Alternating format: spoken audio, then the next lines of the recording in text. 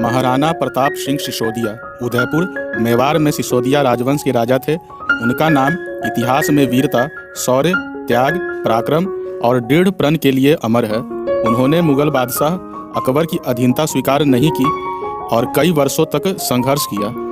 महाराणा प्रताप सिंह ने मुगलों को कई बार युद्ध में भी हराया और पूरे मुगल साम्राज्य को घुटनों पर ला दिया। उनका जन्म वर्तमान राजस्थान के कुंभलगढ़ में महाराणा उदय सिंह एवं माता जयवंतीबाई के घर में हुआ था। हल्दी घाटी युद्ध, यह युद्ध 18 जून 1576 ईस्वी को मेवाड़ तथा मुगलों के मध्य हुआ था। यह युद्ध में मेवाड़ की सेना का नेतृत्व महाराणा प्रताप ने किया था। भील सेना के सरदार पनरवा के ठाकुर राणा पूंजी सोलंकी थे। इस युद्ध में महाराणा प्रताप की तरफ से लड़ने वाले एकमात्र मुस्लिम सरदार थे हुक्म सिंह सूरी। लड़ाई का स्थान राजस्थान के गोगुंदा के पास हल्दी घाटी में एक सकरी पहाड़ी दर्रा था। महाराणा प्रताप ने लगभग 3000 घुड़सवारों और 400 भील धनुधारियों के बल को युद्ध में मैदान में उतारा। मुगलों का नेतृत्व आमेर के राजा मानसिंह ने किया था। उन्होंने लगभग 5000 से 10,000 लोगों की सेना की कमान संभाली थी। 3 घंटे से अधिक समय तक चले भयंकर युद्ध के बाद महाराणा प्रताप ने खुद को जख्मी पाया, जबकि उनके कुछ लोगों ने उन्हें समय दिया।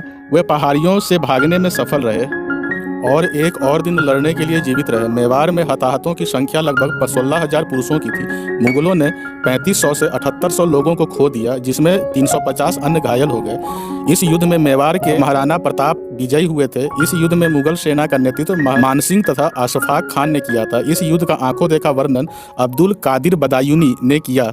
इस युद्ध में असफ खान ने प्रत्यक्ष रूप से जिहाद की संज्ञा दी। शत्रु सेना से घिरे चुके महाराणा प्रताप को झाला मानसिंह ने अपने प्राण देकर बचाया और महाराणा को युद्ध भूमि छोड़ने के लिए बोला। शक्ति सिंह ने अपना अश्व देकर महाराणा को बचाया। प्रिय अश्व चेतक की भी मृत्यु हुई। हल्दी घाटी युद्ध में और देवर और चपली की लड़ाई में महाराणा प्रताप को सर्वश्रेष्ठ राजपूत राजा और उनकी बहादुरी, पराक्रम, चरित्र, धर्मनिष्ठता, त्याग के लिए जाना जाता था। मुगलों के सफल प्रतिरोध के बाद उन्हें हिंदू शिरोमणि कहा गया। इतिहासकार मानते हैं कि इस युद्ध में कोई विजय नहीं हुआ, पर देखा जाए तो इस युद्ध में महाराणा प्रताप सिंह विजय हुए। अकबर की विशाल सेना के सामने मुट्ठी भर राजपूत कितनी देर तक टिक पाते, पर ऐसा कुछ नहीं हुआ। वह युद्ध पूरे 1 दिन चला और राजपूतों ने मुगलों के छक्के छुड़ा दिए। और सबसे बड़ी बात यह है कि युद्ध आमने सामने लड़ा गया था। महाराणा की सेना ने मुगल की सेना को पीछे हटने के लिए मजबूर कर दिया था और मुगल सेना भागने लग गई थी। वह जंगल में लौट आया और अपनी लड़ाई जारी रखा। टकराव में उसके एक प्रयास की विफलता के बाद महाराणा ने छापामार रणनीति का सहारा लिया। इस पहाड़ियों का उपयोग करते हुए प्रताप ने बड़े पैमाने पर मुगल सैनिकों को वहां से हटाना शुरू कर दिया। वह इस बात पर अड़े थे कि मेवाड़ की मुगल सेना को कभी शांति नहीं मिलनी चाहिए। मुगल खोज लहर के बाद सभी निर्वासित जंगलों में वर्षों से रहते थे।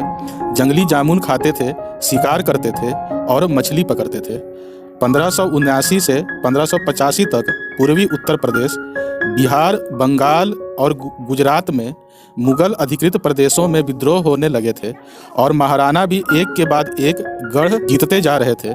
अतः परिणाम स्वरूप अकबर उस विद्रोह को दबाने में उलझा रहा और मेवाड़ पर से मुगलों का दबाव कम हो गया। इस बात का लाभ उठाकर महाराणा ने 1585 ईस्वी में मेवाड़ मुक्ति प्रयत्नों को और भी तेज कर दिया। महाराणा जी की सेना ने मुगल चौकियों पर आक्रमण शुरू कर दिया और तुरंत ही उदयपुर समेत 36 महत्वपूर्ण स्थानों पर फिर से महाराणा का अधिकार स्थापित हो गया। महाराणा प्रताप ने जिस समय सिंहासन ग्रहण किया, उस समय जितने मेवाड़ की भूमि पर उनका अधिकार था, पूर्ण रूप से उतने ही भूमि भाग पर अब उनकी सत्ता फिर से स्थापित हो गई थी। 12 वर्ष के संघर्ष के बाद भी अकबर उसमें कोई परिवर्तन न कर सका और इस तरह महाराणा प्रताप लंबे समय की अवधि के संघर्ष के बाद मेवाड़ को मुक्त करने में सफल रहे और ये समय मेवाड़ के लिए एक स्वर्ण युग साबित हुआ। मेवाड़ पर लगा हुआ अकबर ग्रहण का अंत 1585 ईस्वी में हुआ। उसके बाद महाराणा प्रताप उसके राज्य की सुख सुविधा में जुट गए, परंतु दुर्भाग्य से उनके 11 वर्ष के बाद ही 19 जनवरी 1597 ईस्वी में उनकी नई राजधानी चवांड में उनकी मृत्यु हो गई। एक सच्चे राजपूत, सूरवीर, देशभक्त योद्धा, मातृभूमि के रखवाले के रूप में महाराणा प्रताप दुनिया से सदैव के लिए अमर हो गए। अकबर महाराणा प्रताप का सबसे बड़ा शत्रु था, पर उनकी यह लड़ाई उसकी व्यक्तिगत द्वेष का परिणाम नहीं थी, बल्कि अपने सिद्धांतों और मूल्यों की लड़ाई थी।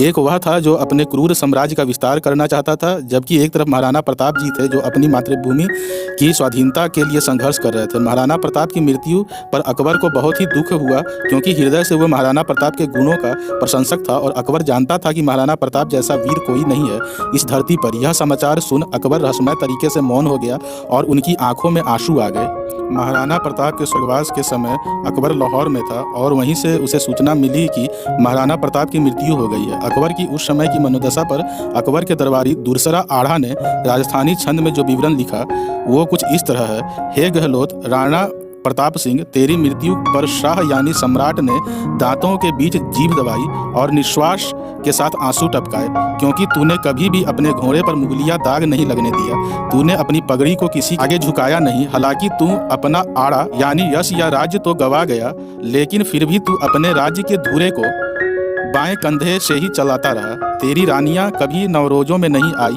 और ना ही तू खुद आस्तों यानी बादशाही डेरों में गया। तू कभी शाही झरोके के नीचे नहीं खड़ा रहा और तेरा रौब दुनिया पर निरंतर बना रहा। इसलिए मैं कहता हूँ कि तू सबसे जीत गया और बादशाह हार गया।